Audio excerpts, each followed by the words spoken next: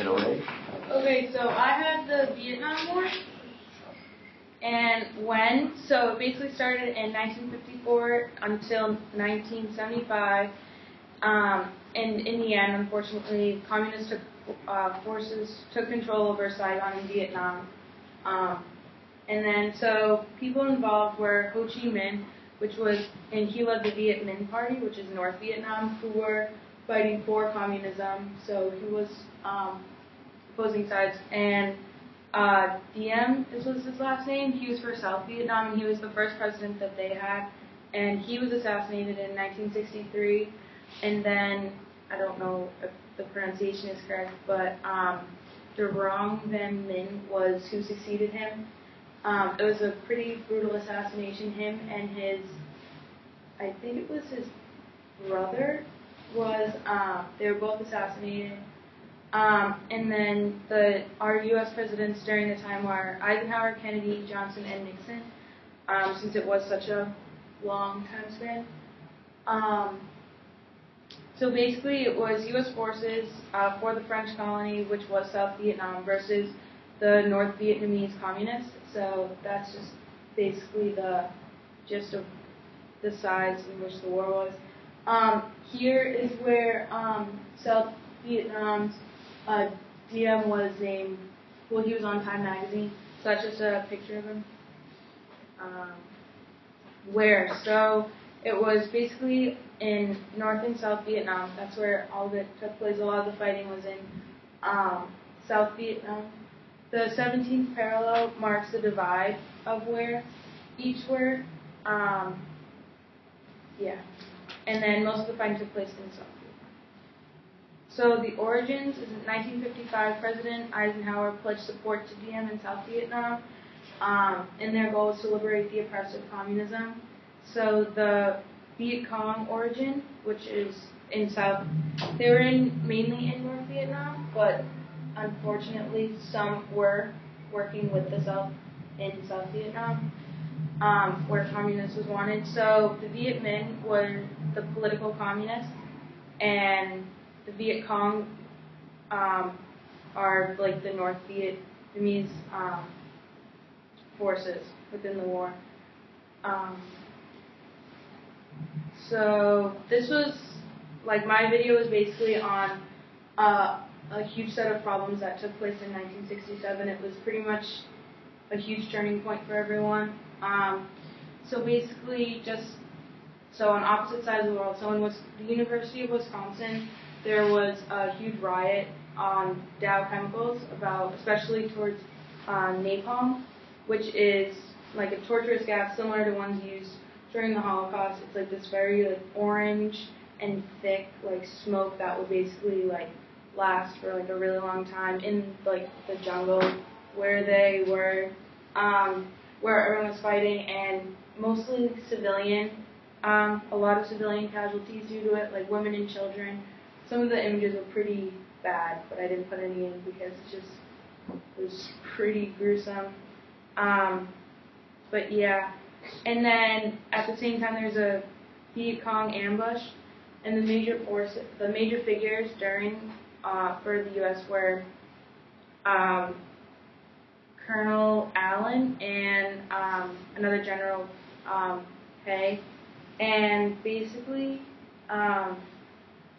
during the ambush there was a whole battalion of people killed. I think it was the Delta Company, I think it was called, was actually completely eliminated. We went in thinking that we were going to be able to totally, I guess, take over. Everyone felt we all thought that they were strong enough and invincible basically, and ended up wiping out an entire troop of forces. So Colonel Allen was actually, he ended up being missing in action during that battle, and Hay, after any survivors of us on the U.S. forces were a lot of things were being spun in the media and for newscasts and everything like that. Soldiers were being told to not report it as an ambush because that makes it feel for people back home that it was like we were losing, which we basically were. But there's kind of like a lot of, not lying, but people were being misled back home with propaganda and everything like that. So the riots of Dow. So basically, it ended up trying to be a peaceful protesting that turned into one of the most violent civil rights movements. It was basically students were gathering because Dow played a role with the University of Wisconsin. They were like very involved, and like students were confused as to why a company that produces such harmful chemicals, especially that supported the war that much, were involved with a school that they didn't want to be. It was a huge wake-up call for people because people were realizing like they don't want to be in Vietnam anymore. People didn't want the war. It got to like it was a huge turmoil for the like turn of the 1960s. Yeah. So struggles back home. So many military families face divorce due to a difference of opinion of war. Colonel Allen, actually, his wife wanted a divorce. He ended up going home, and then when he had to go back eventually, and when he went back is when he was involved in the ambush and was missing in action. So this is, according to a survey by the Veterans Administration, some 500,000 of the 3 million troops who served in Vietnam suffered from post-traumatic stress disorder, and rates of divorce, suicide, and alcoholism and drug addiction were markedly higher among veterans. So people were really confused as to why they were there. They didn't feel like a war was needed. They wanted to help in the beginning, but then it got to the point where thousands of troops were just going and being killed.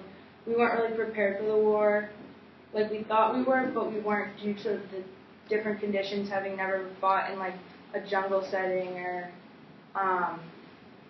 like the atmosphere that they were in and what they had to do. Even Vietnamese soldiers weren't even sure why they were there, what they were doing this for. They just know that they felt that Americans were coming in and just attacking them, so they felt they needed to fight back. And since they knew their own like land so well, like that played a huge advantage to them.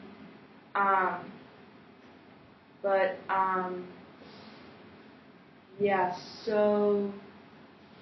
Oh, and it was becoming too much for people to handle. Like people here like didn't want to listen to the news anymore and they were having soldiers lie about what they had to say, like in order to like make sure people back home felt like not comfortable about the war, but not as like scared about it, because like what they had to do and everything like that. But yeah.